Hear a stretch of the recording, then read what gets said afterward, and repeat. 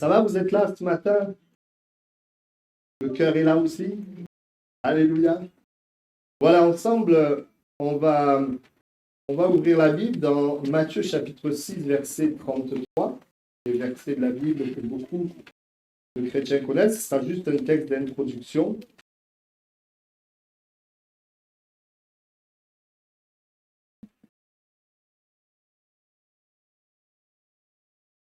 Voilà, le verset dit ceci: cherchez premièrement le royaume et la justice de Dieu. Et toutes ces choses, en référence aux besoins du corps, le vêtement, tout ça, vous seront données par-dessus. Amen. Voilà, je l'ai dit plusieurs fois, mais la direction de l'Église, c'est que le royaume de Dieu vienne dans les cœurs. C'est que Dieu, dans tout ce qu'il est, tout ce qu'il fait, vienne dans des vies. Et Jésus nous dit, pas pour rien qu'on poursuit cette vision, parce que Jésus nous dit de chercher en premier le royaume et la justice de Dieu. Amen. Donc c'est bien que notre direction soit ce que Jésus nous dit de chercher en premier. Et quand on parle du royaume, je le répète, il y a le roi, Dieu, il y a la mission que nous avons d'ailleurs détaillée. Dieu manifeste ses bontés, que des gens se convertissent, que les chrétiens soient des disciples, que nous soyons transformés. Amen. Il y a la mission, et bien sûr, tout ça au travers, c'est le plus important, apporter la parole de Dieu, l'évangile de Dieu. Et puis, il y a aussi l'agent du royaume, celui qui donne la vie, celui qui convainc les cœurs, celui qui rend les choses possibles.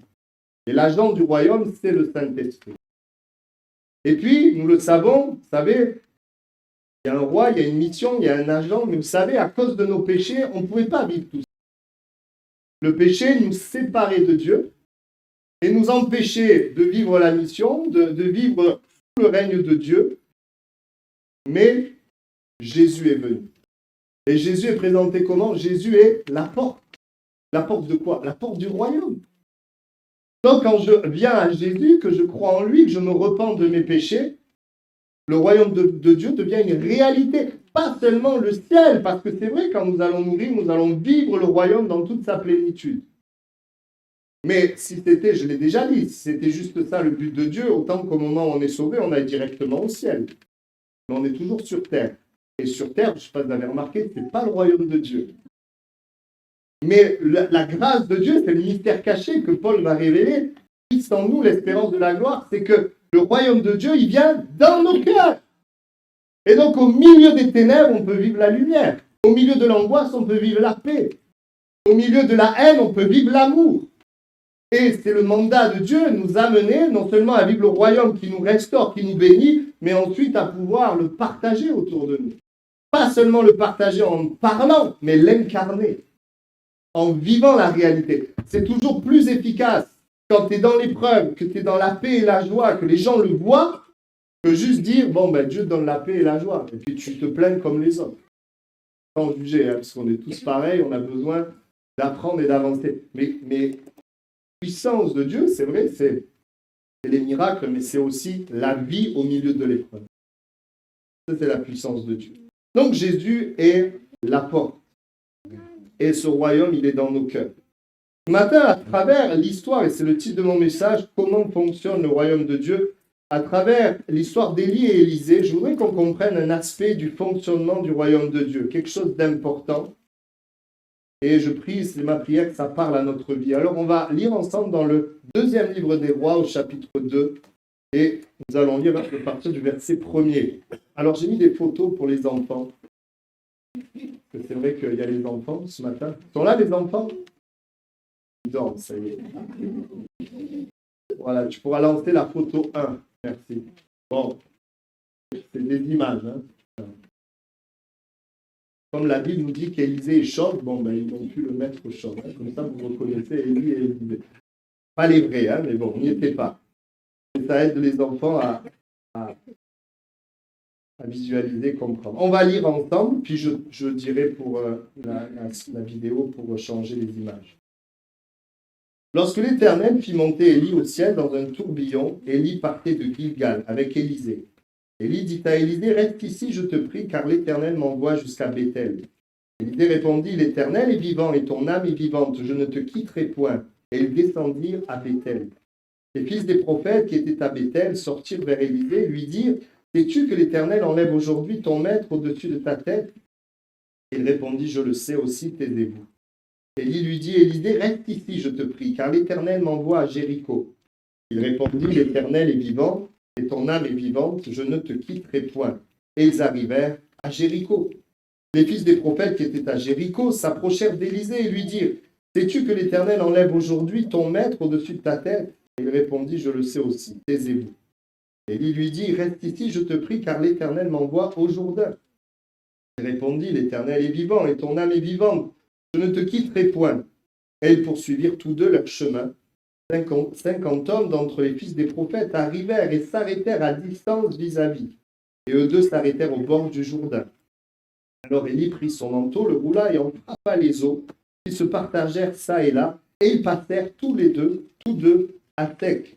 Lorsqu'ils eurent passé, Élie dit à Élisée, demande ce que tu veux que je fasse pour toi, avant que je sois enlevé d'avec toi.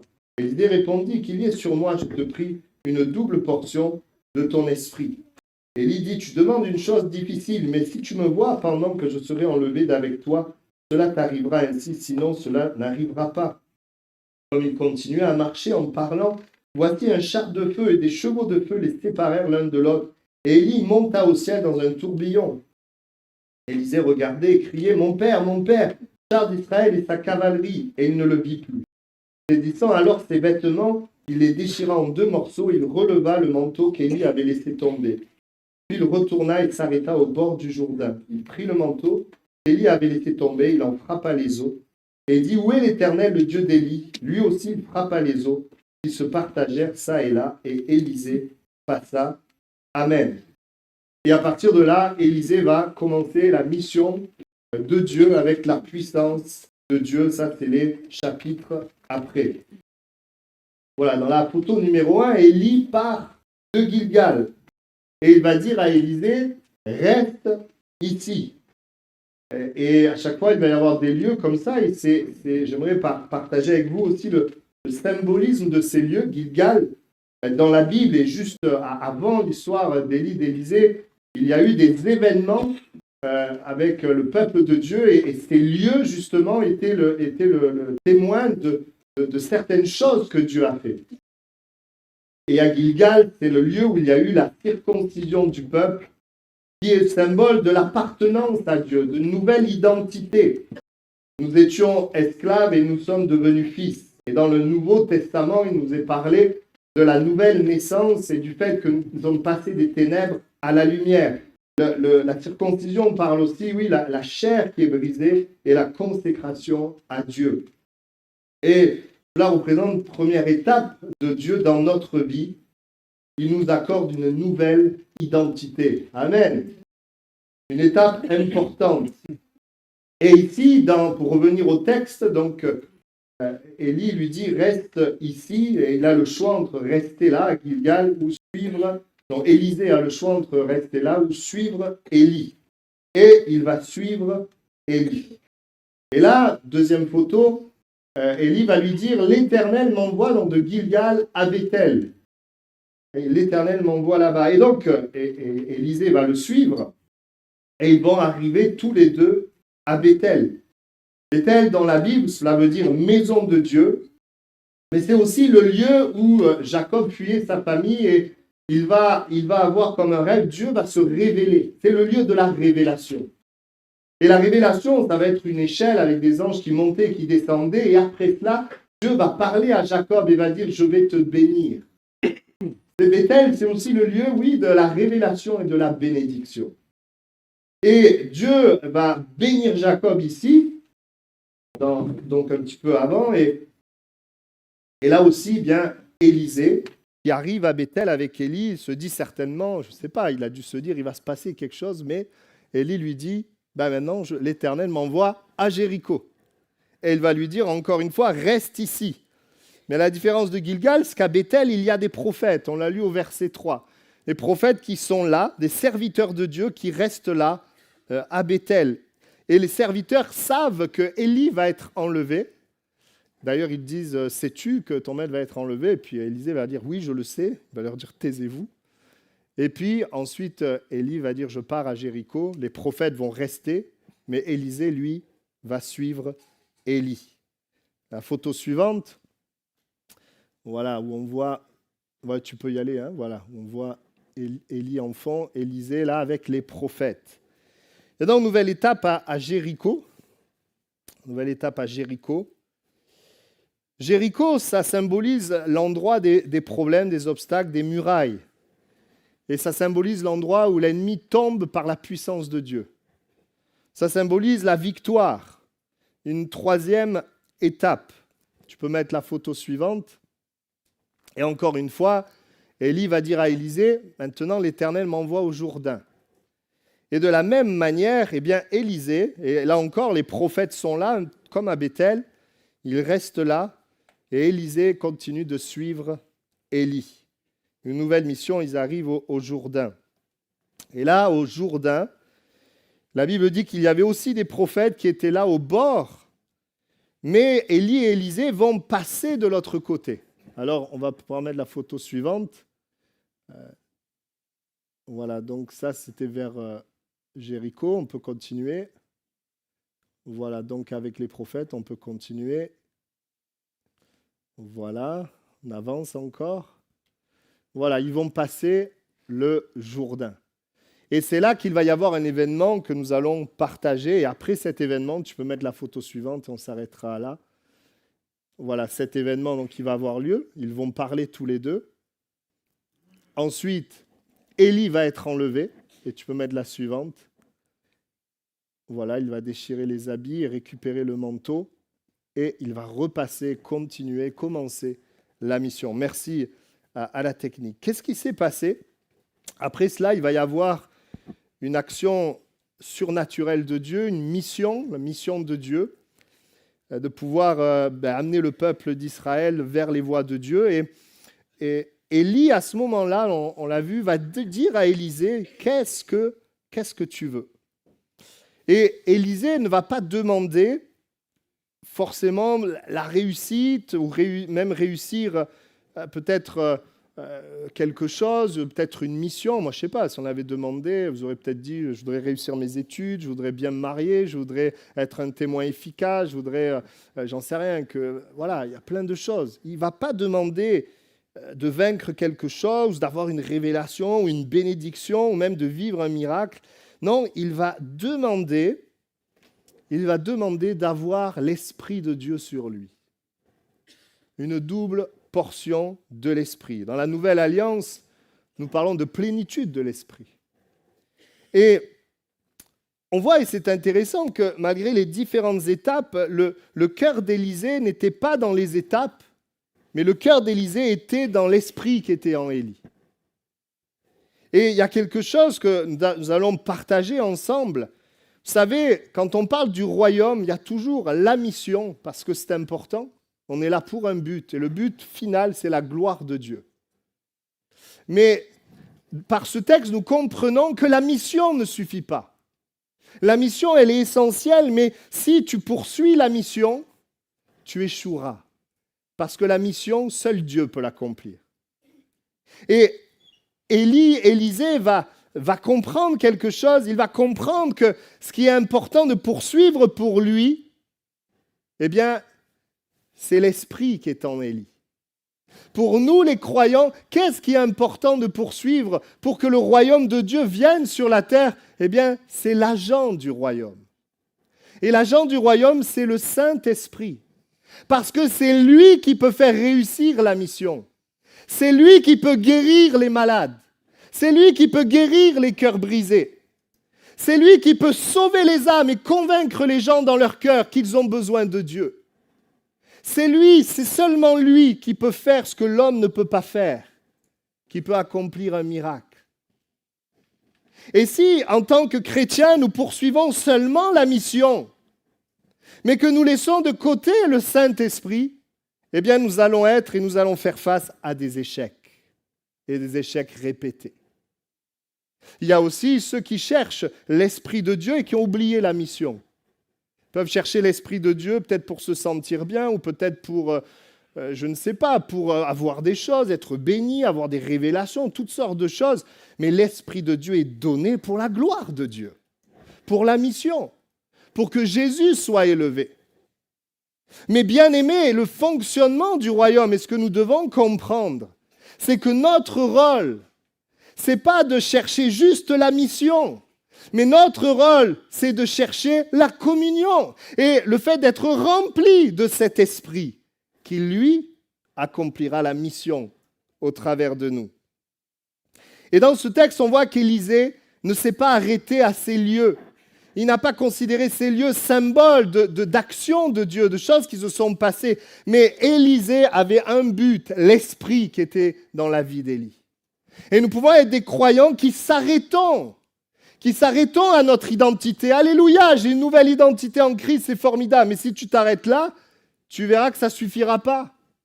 Parce que le diable, il viendra rapidement mettre des doutes, rapidement troubler, rapidement t'empêcher de vivre ce que Dieu a prévu. Il y en a qui s'arrêtent à la bénédiction. Alléluia, l'Éternel m'a béni, merci, au revoir. Il y en a qui s'arrêtent à la révélation. Waouh, Dieu s'est révélé, alléluia, on croit qu'on va changer le monde et qu'on a tout compris. Il y en a qui s'arrêtent à la victoire. Alléluia, j'ai eu telle victoire dans ma vie. Mais si tu t'arrêtes là, ça s'arrêtera là.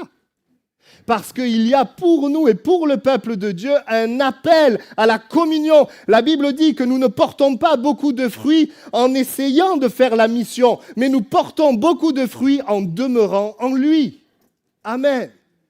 C'est le fait de demeurer en lui et l'appel de l'Église, l'appel du croyant. C'est un appel à être rempli du Saint-Esprit. Nous naissons de nouveau. Il vient habiter en nous. Mais nous avons besoin d'être remplis de l'Esprit pour accomplir la mission, pour être revêtus de puissance, pour que réellement les ténèbres reculent. Sinon, nous serons juste des gens qui ont une croyance, mais ça reste humain. Il n'y a pas de surnaturel, pas de miracle, pas de transformation, pas de guérison, pas de consolation, pas de délivrance, pas de salut. Mais nous voulons dire, Seigneur, non.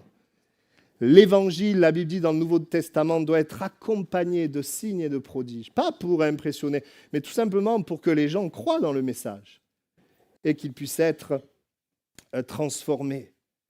Et il y a dans l'histoire, cet aspect que je veux relever d'Élisée, cette intelligence.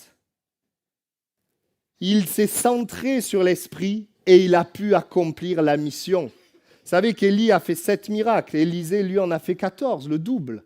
D'ailleurs, il a demandé une double portion. Alors bien sûr, ce n'est pas lui qui a fait les miracles, c'est Dieu au travers de lui. Mais la mission d'Élisée a été réussie parce qu'il s'est centré sur la présence de Dieu. La présence de l'Esprit de Dieu. Et je voudrais rappeler et dire à l'Église, et c'est dans la direction dans laquelle nous voulons aller, dire Seigneur, oui, la vision de l'Église, c'est que les âmes soient sauvées, c'est que Dieu guérisse, délivre, transforme, c'est que nous soyons des disciples, mais tout ça par le Saint-Esprit. La Bible dit, ce n'est ni par force, ni par puissance, mais par mon esprit. Et nous avons besoin du Saint-Esprit, de la manifestation de cet esprit pour la mission. La manifestation de l'esprit. Par les dons spirituels, par le fruit, par une action de Dieu qui confirme notre témoignage. Amen. La poursuite du Saint-Esprit, l'agent du royaume, la personne du Saint-Esprit. Le Saint-Esprit, vous savez, c'est Christ. Christ. C'est celui-là qui pourra réussir la mission de Dieu. C'est celui qui laisse de la place. La Bible dit, le royaume ne consiste pas en parole, mais en puissance. Et nous n'avons pas la puissance. C'est l'Esprit qui a la puissance. Mais l'Esprit veut collaborer avec nous. Le mystère de Dieu, c'est qu'il veut toucher les gens au travers de nous. Dans notre humanité, il vient en nous et il veut se manifester. La mission de Dieu pour nous ne peut être accomplie par nos forces. Et nous avons besoin de lui. Jésus va donner la mission aux disciples. Allez par tout le monde, prêchez la bonne nouvelle à toute la création. Voici les miracles qui accompagneront ceux qui auront cru, chasseront les démons, ils parleront de nouvelles langues. S'ils boivent des breuvages mortels, cela ne leur fera pas de mal. Ils imposeront les mains aux malades, les malades seront guéris. Faites de toutes les nations des disciples, baptisant au nom du Père, du Fils, du Saint-Esprit. Il donne la mission, mais une fois qu'il a donné la mission, il dit aux disciples, ne vous centrez pas sur la mission tout de suite, n'allez pas dans la mission tout de suite, vous allez échouer. Mais vous avez besoin de recevoir la plénitude. Pourtant, ils étaient nés de nouveau. Jésus avait soufflé sur eux, avait dit « Recevez le Saint-Esprit ». Mais ça ne suffit pas que l'Esprit soit en nous. Une fois qu'il est en nous, il faut qu'il se manifeste. Il faut qu'il puisse agir, il faut qu'il puisse nous inspirer, il faut qu'il puisse agir. Nous avons besoin de lui. Alors, les disciples vont écouter Jésus, ils vont rester là, prier, chercher. Ils vont être remplis du Saint-Esprit, baptisés du Saint-Esprit. L'Esprit de Dieu va prendre la place, ça va se manifester par des langues nouvelles, mais je voudrais vous dire, l'action de l'Esprit, ce n'est pas que des langues nouvelles. À partir de là, la mission commence, les amis. À partir de là, les âmes sont sauvées. À partir de là, une grande joie est dans le peuple. La sainteté, elle est là parmi le peuple. L'amour est tellement là qu'ils vendent leurs propriétés et donnent pour ceux qui sont pauvres. Il y a quelque chose de surnaturel. À partir de là, l'Esprit de Dieu, alors qu'il est là, la mission, elle peut se développer. Ils ne pouvaient pas par eux-mêmes. D'ailleurs, quand Pierre a voulu être fidèle à Jésus, c'était compliqué. C'était compliqué. Rempli de l'Esprit, l'Esprit peut accomplir la mission au travers de nous. Et une des raisons pour lesquelles les églises sont peu puissantes, il n'y a pas de jugement, on a tellement besoin de Dieu, c'est qu'on s'arrête à la mission, mais on ne va pas plus loin. La mission est essentielle. Elle est essentielle, parce que ce que nous voulons, c'est ce que Dieu veut. Amen. Que ta volonté soit faite sur la terre comme au ciel. Mais le moyen pour la mission est essentiel aussi. Et ce moyen, sans vouloir être péjoratif, c'est une personne. C'est Christ en nous, le Saint-Esprit. Rempli du Saint-Esprit, revêtu de sa puissance, pour que la mission de Dieu puisse réussir. Et nous nous réjouissons quand nous voyons des âmes être touchées par Dieu, sauvées par Dieu, quand nous voyons le Seigneur guérir. Je pense à Aurélie Audu, merci Seigneur pour ce qu'il fait. Nous nous réjouissons quand le Seigneur est à l'œuvre. Mais nous voulons il peut être davantage à l'œuvre. Il veut être à l'œuvre au travers de ta vie. Il est à l'œuvre au travers de l'Église, mais est-ce qu'il est à l'œuvre au travers de toi, au travers de moi? Il le veut. Notre mission, c'est de laisser la place au Saint-Esprit, l'Esprit de Dieu, pour que le royaume de Dieu vienne dans les cœurs. Nous pouvons entendre parler du Saint-Esprit. Nous pouvons entendre parler, nous pouvons voir, mais nous pouvons être aussi acteurs. La réalité, c'est que, et c'est important pour nous tous, l'humilité. Dans mon témoignage, est-ce que je vois la puissance du Saint-Esprit? Parce que vous savez, quand vous êtes à l'église depuis des années, qu'on entend les mêmes messages, ça, il y en a, ils l'ont entendu déjà 100 fois. Pouvez-vous dire ça? Je sais. Mais la question n'est pas si on sait ou pas, la question est est-ce que je le vis? Et moi, ça m'amène toujours, j'ai beau être pasteur, j'ai beau avoir des années derrière moi, je regarde ma vie, oui, je rends gloire à Dieu. Heureusement, on vit des choses quand même. Mais je vois aussi des choses que je ne vis pas. Et les choses que je ne vis pas m'amènent à me dire, j'ai besoin de plus du Saint-Esprit. Moins de mes raisonnements, moins du moi. Vous savez, naturellement, dans les domaines de nos vies, on a tendance à faire par nous-mêmes. Le premier réflexe, ce n'est pas toujours de prier. Mais moi aussi. Le premier réflexe, c'est de faire ce qui est humain. Mais nous sommes appelés à ce que Dieu remplisse tout en tous. Nous sommes appelés à ce que dans chaque domaine de notre vie, nous puissions compter sur Dieu et voir la puissance de Dieu. Amen. À partir de ce moment-là, Élisée va vivre la mission de Dieu. Et le fonctionnement du royaume est un peu différent des choses que nous voyons dans le monde. Dans le monde, tu as une entreprise et peu importe le moyen, il faut atteindre le but. C'est comme ça dans une entreprise. En général, ce qui compte, c'est qu'on atteigne le but, peu importe le moyen. Dans le royaume, ça ne fonctionne pas comme ça. Dans le royaume, il y a le but, mais le moyen est important parce que c'est le seul moyen pour atteindre le but. Le seul moyen, c'est le Saint-Esprit. Pour pouvoir réussir la mission que Dieu nous a donnée, nous avons besoin de lui. Et c'est pour ça que le diable attaque la notion du Saint-Esprit. C'est pour ça que moi j'ai toujours vu dans l'église des gens, ils parlent du Saint-Esprit, ils font des choses bizarres, et puis toi, tu ne fais pas la distinction. Le Saint-Esprit n'est pas bizarre, le Saint-Esprit est Dieu. Le Saint-Esprit est bon, le Saint-Esprit est amour, est puissant, le Saint-Esprit est Dieu. Et nous ne devons pas voir le Saint-Esprit au filtre de nos expériences ou de ce que nous avons vu, de ce que les gens ont dit ou fait. Mais nous devons voir le Saint-Esprit au filtre de la parole de Dieu et de ce que Jésus dit. Jésus dit, vous ne pouvez pas servir sans la puissance du Saint-Esprit. Et plus que jamais, nous voulons dire Seigneur, nous voulons plier nos genoux et dire Seigneur, nous avons besoin de toi. Nous avons besoin de toi. Jésus lui-même a voulu, il est Dieu, il a voulu sur la terre montrer un exemple. Il aurait pu agir en tant que Dieu, mais il a voulu montrer l'exemple, de recevoir l'Esprit, la colombe, d'agir pour nous montrer l'exemple, montrer comment nous devons vivre par le Saint-Esprit. Et comme Jésus est monté au ciel, comme Élie est monté au ciel, le fait que Jésus soit monté au ciel, c'était le début pour les croyants de pouvoir vivre la puissance du Saint-Esprit. Élie est monté au ciel, c'était là le début pour Élisée, pour pouvoir agir par l'Esprit. Nous sommes appelés, même si, vous voyez, dans notre vie, des choses que nous ne vivons pas, et Dieu ne veut pas qu'on se culpabilise, qu'on se condamne, qu'on soit écrasé, c'est l'ennemi qui fait ça. Mais Dieu veut simplement nous amener à dire, j'ai besoin de plus de toi. Pour mes collègues de travail, j'ai besoin de plus de toi. Rien que pour garder le feu pour Dieu, j'ai besoin de plus de toi. Pour mon service dans l'église que je fais depuis des années, j'ai besoin de plus de toi. La puissance peut se manifester.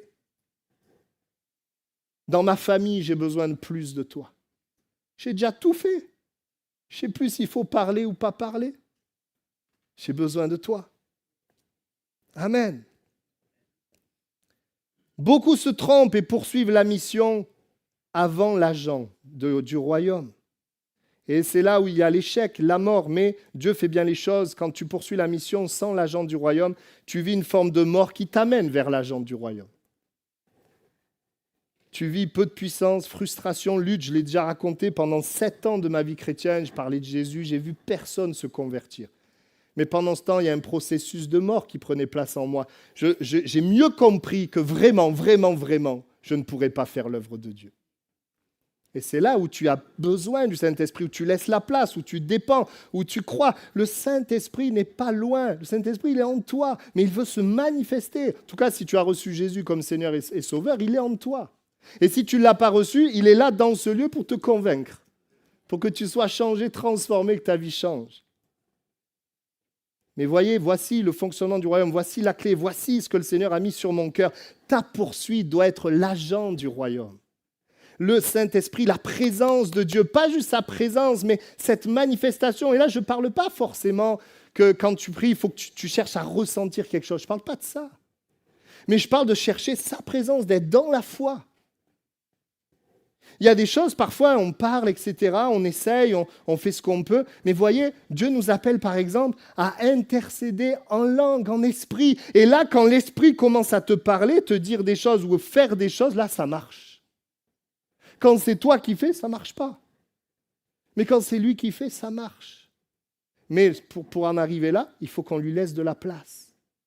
Je ne sais pas si vous intercédez, pour ceux qui sont baptisés de l'Esprit, intercédez en langue. Pour ceux qui ne sont pas baptisés de l'Esprit, ne te décourage pas, mon frère, ma sœur, le Seigneur veut te remplir. Celui qui cherche, trouve. Et je veux t'encourager, l'ennemi veut dire tu ne reçois pas, tu as un problème, tu as un blocage. N'écoute pas l'ennemi, continue de venir à lui, demande au Seigneur de débloquer, jeûne et prie s'il faut, mais le Seigneur va te remplir. Amen. Je l'ai vu dans toutes les églises où je suis passé. J'ai vu le Seigneur débloquer. C'est l'agent qui est important, le seul à pouvoir faire réussir la mission. Quand on entend une mission, ressusciter les morts, guérissez les malades, etc., franchement, vous avez vraiment envie d'y aller sans Dieu? Non, seulement la puissance du Saint-Esprit. Tu ne dois pas t'arrêter à ton identité en Christ, même si elle est importante, elle est essentielle. Et bien sûr, tu dois t'appuyer dessus, mais tu ne dois pas t'arrêter là. Mais tu as besoin d'être rempli de l'Esprit. Pas t'arrêter à la révélation, à la bénédiction, mais être rempli de l'Esprit pour l'avenir. Merci Seigneur pour le passé, mais il a encore des œuvres dans l'avenir. Pas t'arrêter à une victoire dans un domaine, parce qu'il y a encore beaucoup de victoires dans d'autres domaines. Mais aller de tout ton cœur vers la personne du Saint-Esprit. Tu peux être toi-même, parle-lui. La Bible nous invite à fermer la porte de notre chambre et de prier, parler à Dieu. La Bible dit, notre Père, il nous voit, il est là et il nous le rendra. Vous savez, comment il est là, le Père? Le Père, il est au ciel. Hein? Il est là par l'Esprit. Et il nous le rendra. Comment il nous le rend? Par l'Esprit aussi. Même quand je suis tenté d'arrêter la mission. Même quand les serviteurs et les prophètes autour de toi s'arrêtent à un endroit. Moi, de dire non, Seigneur, ce que je veux poursuivre, c'est ta présence. Mais pas pour quelque chose, non, pour la mission de Dieu, pour la gloire de Dieu. Pourquoi Jésus a rempli son peuple du Saint-Esprit? C'était pour être des témoins, mais des témoins efficaces. Amen. Je prends des exemples dans la Bible. Plusieurs exemples. Moïse. C'est intéressant, mais à un moment donné, Dieu dit à Moïse, à cause du peuple qui pêche, il dit, écoute, la mission, je te la donne, mais c'est un ange qui vous la fera, qui l'accomplira. Et Moïse dit, non, moi, ce qui m'intéresse, ce n'est pas la mission. C'est que tu sois là au milieu de nous. Amen.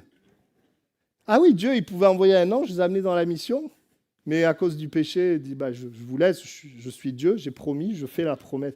Mais Moïse voulait que Dieu soit au milieu d'eux et se manifeste.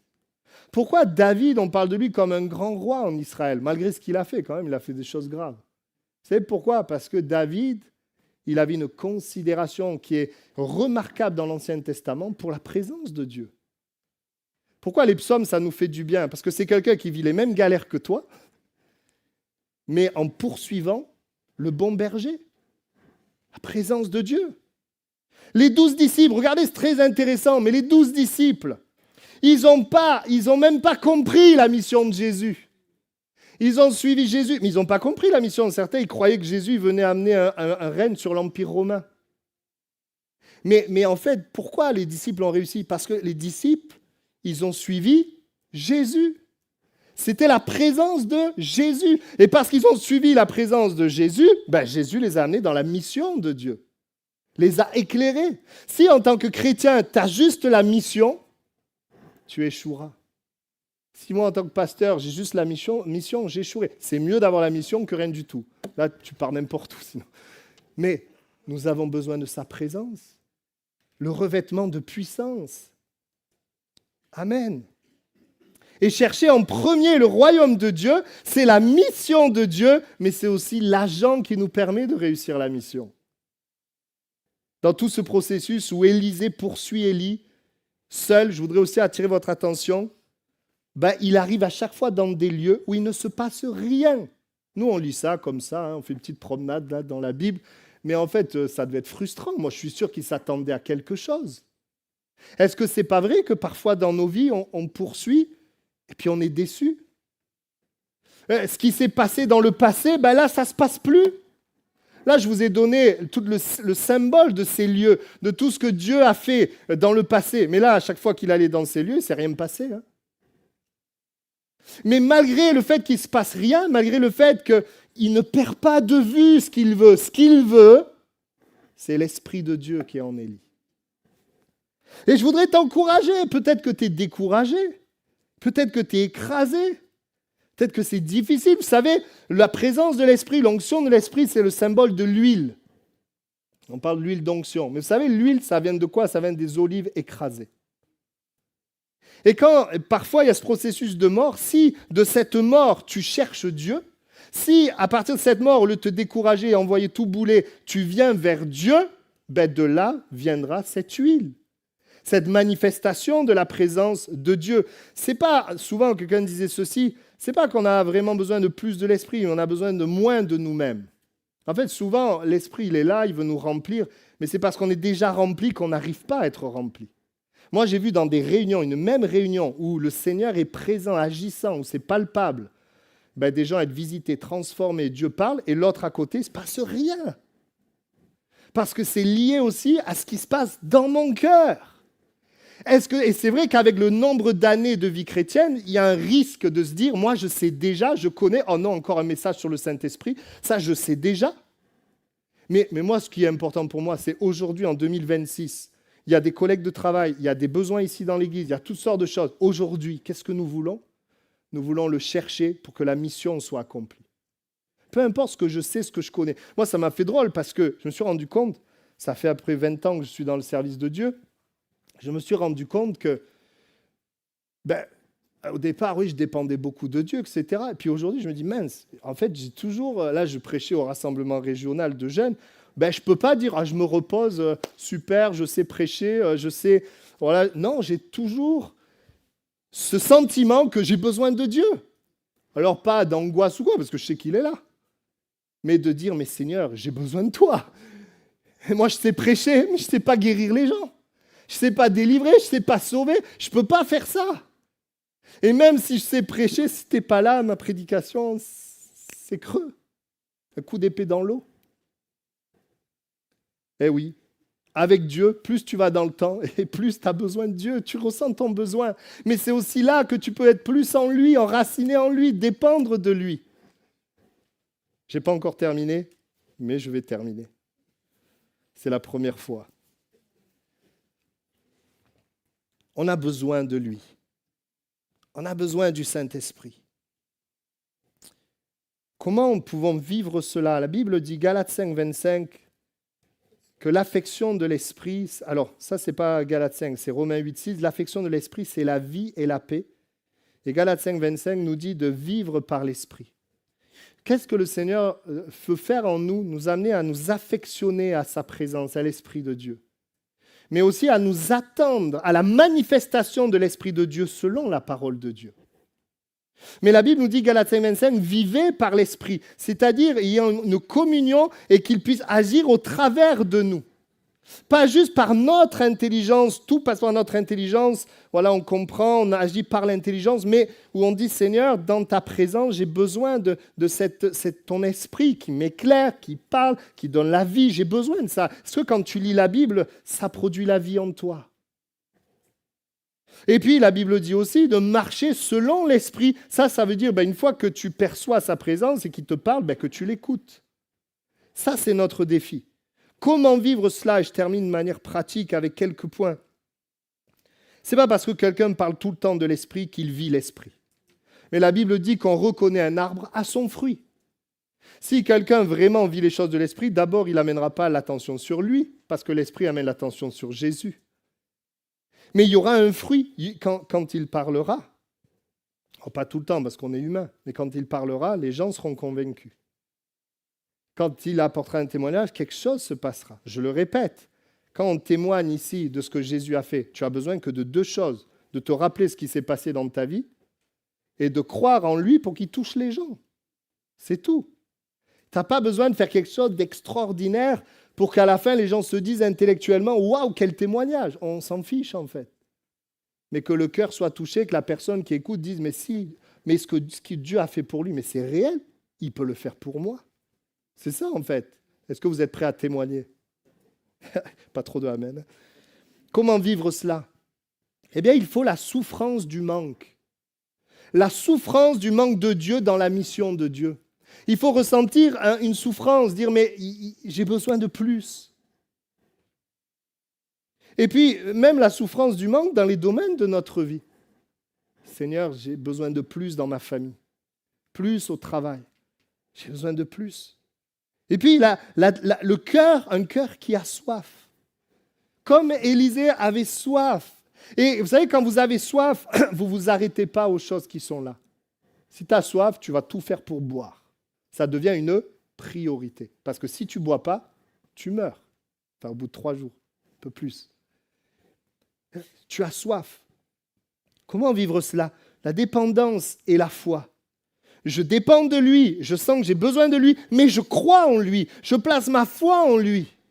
Et donc, dans la mission qui est là, que ce soit des réunions, que ce soit mon témoignage, je prie en m'attendant à lui, en m'attendant à ce que des dons se manifestent, à ce qu'il me parle, à ce qu'il me conduit. Je m'attends à lui. Est-ce que tu ne veux pas prier en t'attendant à lui? Ou juste prier pour prier, parce qu'il faut prier, on prie. Mais tu t'attends à rien. Mais ça, au bout à la longue, c'est usant, vous savez. Quand tu pries en disant « remplis-moi », quand tu pries en disant « conduis-moi », quand tu pries, tu dis « Seigneur, on a un Dieu vivant, alléluia, un Dieu qui parle, un Dieu qui agit ». On ne vit pas, sans être péjoratif, on ne vit pas juste une religion, on met en pratique des choses et puis Dieu ne fait jamais rien. Non, on a un Dieu vivant. Mais bien souvent, qu'est-ce qui fait obstacle à cette vie de l'esprit? C'est notre intellect. Parce qu'on passe tout par l'intellect, on réfléchit, on repasse, etc. C'est bien, l'intellect, il est important, il faut comprendre pour croire. Mais à un moment donné, l'intellect doit servir la foi. Que je puisse dire, Seigneur, voilà, j'ai une intelligence, merci, je comprends, mais j'ai besoin de la vie. J'ai besoin de la vie. Seigneur, j'ai besoin de toi. Comment nous pouvons concrètement avoir des temps de jeûne et prière, seuls et collectifs, des temps où on cherche Dieu?